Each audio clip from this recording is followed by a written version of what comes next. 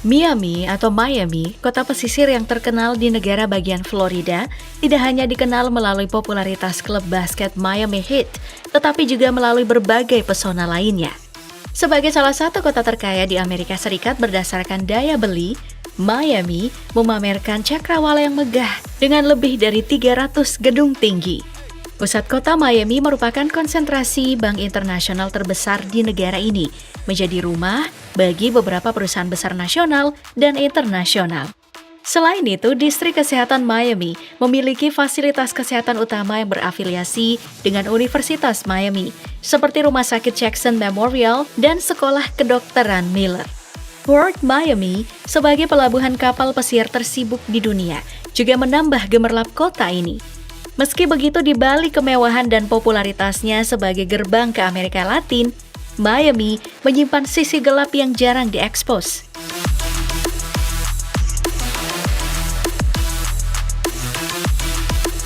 Kejahatan terorganisir dan perdagangan narkoba telah meninggalkan jejak yang mendalam di kota ini.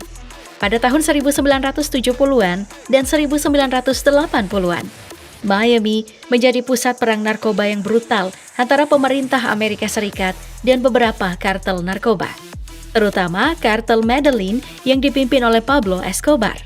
Pada tahun 1975, Escobar dan kartelnya mulai menyelundupkan 40-60 kg kokain setiap minggu ke Miami, yang menghasilkan sekitar 120 miliar rupiah per bulan. Puncaknya, pada tahun 1981, Miami bertanggung jawab atas 70% perdagangan kokain di Amerika Serikat. Korupsi polisi yang merajalela memperburuk situasi dengan banyak petugas yang terlibat dalam perdagangan narkoba. Salah satu pengedar narkoba yang paling kejam dan paling haus uang di Miami adalah Griselda Blanco, yang mendapat julukan Ibu Baptis Kokain. Kisahnya pun bahkan diangkat di serial Netflix. Atau, kamu bisa menonton serial dokumenter Cocaine Cowboys, The Kings of Miami, yang menceritakan tentang kebangkitan dan kejatuhan gembong narkoba Miami, Sal Magluta dan Willie Falcon. Keduanya akhirnya didakwa dalam salah satu kasus narkoba terbesar dalam sejarah Amerika Serikat, dengan tuduhan menyelundupkan 75 ton kokain secara ilegal. Meski dominasi kartel Meksiko telah mengubah rute penyelundupan kokain ke Amerika Serikat melalui perbatasan selatan, Florida tetap menjadi pusat perdagangan penting. Pada tahun 2019, DEA melaporkan bahwa Florida, yang tentu saja Miami termasuk di dalamnya, adalah negara bagian dengan jumlah kokain yang disita terbesar di Amerika Serikat.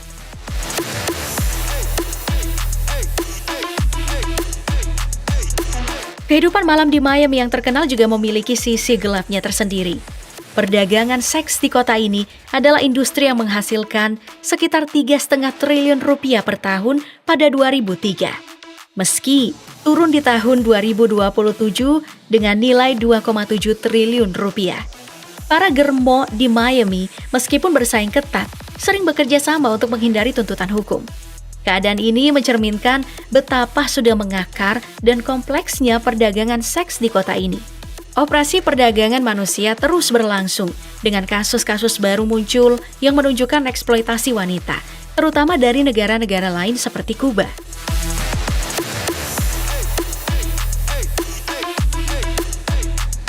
Selain masalah kejahatan dan narkoba, Miami juga menghadapi krisis perumahan yang parah.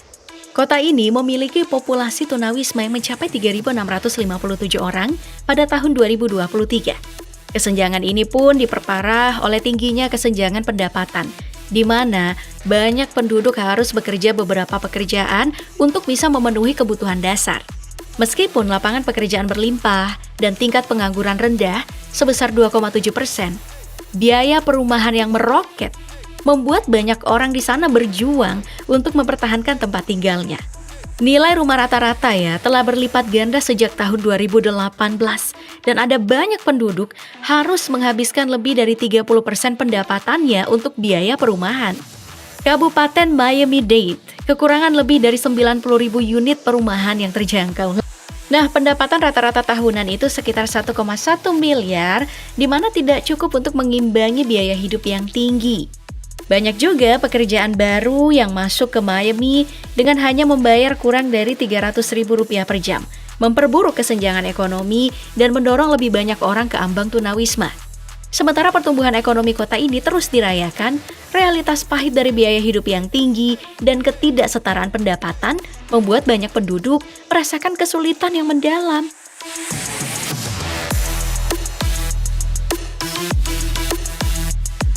Kota ini juga telah lama menjadi pusat berbagai aktivitas ilegal yang memanfaatkan kondisi geografis dan ekonomi yang unik. Florida menduduki peringkat ketiga di Amerika Serikat dalam kasus perdagangan manusia, menurut Hotline Perdagangan Manusia Nasional. Kabupaten Miami-Dade menjadi yang teratas dengan kasus terbanyak yang dilaporkan di negara bagian ini. Miami bahkan menduduki peringkat kelima di negara tersebut untuk perdagangan manusia, dengan Bandara Internasional Miami menjadi pusat utama karena tingginya jumlah perjalanan domestik dan internasional. Salah satu faktor utama yang membuat Miami menjadi pusat perdagangan manusia adalah pariwisata. Menurut Departemen Kehakiman, Florida Selatan adalah daerah tersibuk ketiga untuk perdagangan seks di Amerika Serikat. Hal ini diperparah oleh ekonomi pertanian yang besar dan populasi imigran yang besar yang menciptakan lingkungan yang rentan terhadap kerja paksa, terutama di industri pertanian dan pariwisata. Miami juga dikenal sebagai hotspot pariwisata seks. Industri seks yang berkembang pesat di kota ini menarik banyak wisatawan yang pada gilirannya memicu permintaan untuk perdagangan manusia.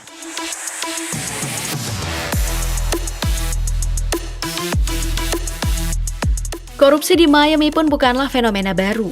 Seorang manajer kota Miami dan seorang komisioner kota telah dipenjara karena menghalangi keadilan dan penyuapan, sementara 2 komisioner daerah harus mengundurkan diri karena kasus serupa. Kasus kecurangan pemilih bahkan menyebabkan pemilihan wali kota dibatalkan dengan suara yang diberikan oleh orang yang sudah meninggal. Kantor jaksa wilayah Miami-Dade County telah mendakwa setidaknya 270 pegawai negeri, termasuk polisi, atas berbagai kejahatan dalam 5 tahun terakhir.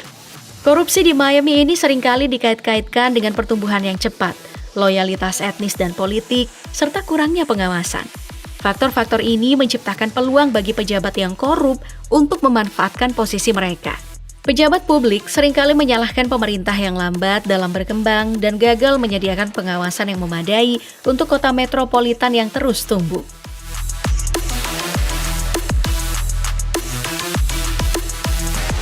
Miami juga bergulat dengan masalah kesehatan publik yang serius. Kota ini memiliki tingkat HIV/AIDS yang tinggi, dengan banyak kasus yang tidak terdeteksi dan tidak diobati. Selain itu, krisis opioid dan metamfetamin semakin memperparah situasi kesehatan masyarakat. Agen federal di Florida Selatan telah menyita lebih dari 540 kg metamfetamin dengan nilai jalanan lebih dari 182 miliar rupiah. Kasus kematian seorang anak berusia 10 tahun karena fentanyl adalah salah satu contoh tragis dari dampak krisis opioid di daerah ini. Sejarah panjang rasisme dan ketegangan sosial di Miami juga tidak dapat dipisahkan dari perkembangan kota ini. Pada tahun 1939, ketika banyak warga Afrika Amerika terusir dari distrik bisnis utama ke Liberty Square, Komisi Kota Miami membangun tembok setinggi 6 kaki yang memisahkan proyek perumahan umum kulit hitam pertama di wilayah selatan dari lingkungan kulit putih di dekatnya. Meski sekarang tembok tersebut hanya beberapa kaki tingginya, ia tetap menjadi pengingat akan segregasi rasial yang ketat pada masa lalu. Dampaknya terasa hingga kini, di mana ketimpangan ekonomi dan sosial masih menghantui komunitas kulit hitam di Miami. Ketegangan antar komunitas etnis di Miami mencapai puncaknya pada tahun 1980-an. Kerusuhan rasial terjadi akibat konfrontasi polisi dengan warga Afrika Amerika dan ketegangan etnis yang dipicu oleh kedatangan imigran baru, terutama dari Kuba.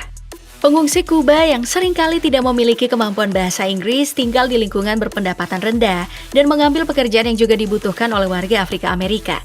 Ketegangan ini memicu serangkaian kekerasan yang dikenal sebagai kerusuhan Miami.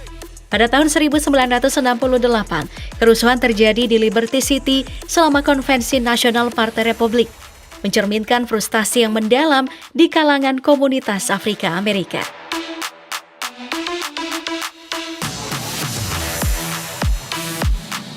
Selain masalah sosial, Miami juga menghadapi ancaman bencana alam. Kota ini rentan terhadap badai tropis dan kenaikan permukaan air laut. Rata-rata ketinggian Miami adalah sekitar 1,83 meter, sama dengan perkiraan kenaikan permukaan laut di Florida Tenggara menjelang akhir abad ini. Badai tropis dan gelombang badai sering menyebabkan banjir besar, seperti yang terjadi pada bulan Juni 2022 ketika badai tropis mengakibatkan hujan deras hingga setinggi 25,4 cm di area tersebut. Kerentanan terhadap bencana alam ini memiliki dampak ekonomi jangka panjang yang serius. Pada tahun 2023, volume konstruksi di wilayah metropolitan Miami mencapai 412 triliun rupiah, naik 73% dari 237 triliun rupiah pada tahun 2014.